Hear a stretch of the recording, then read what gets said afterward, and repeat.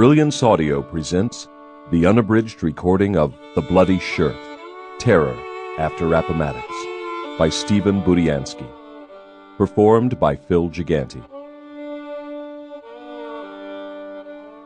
For Lewis Lord. Prologue. The title of this book refers to a small footnote to the brutal war of terrorist violence that was waged in the American South in the years immediately following the Civil War. The terror began almost as soon as the Civil War ended in 1865.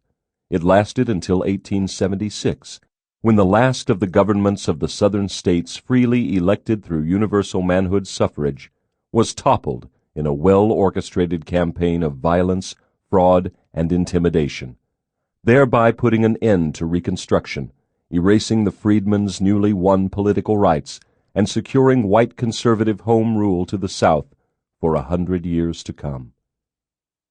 In some ways, the small incident in question was no different from thousands of others like it that took place in those years.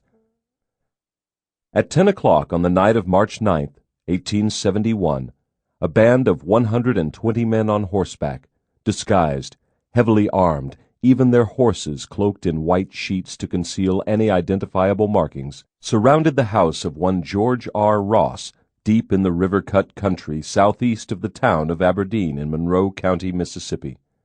Allen P. Huggins, a northern man who had settled in Mississippi after the war, was staying the night there, and he was awakened by a loud voice calling upon Ross to bring out the man who was in the house.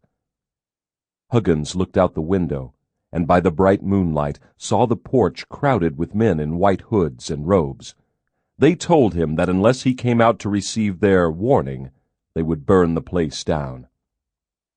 Ross, a good, respectable Democrat, pleaded with Huggins to do as they asked and spare his frightened wife and children.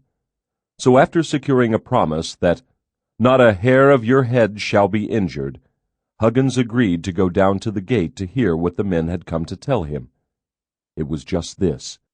The men, whom Huggins would later describe as gentlemanly fellows, men of cultivation, well-educated, a much different class of men than I ever supposed I would meet in a Ku Klux gang, did not like his radical ways, they said.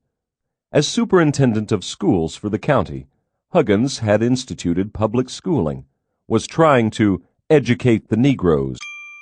Sample complete. Ready to continue?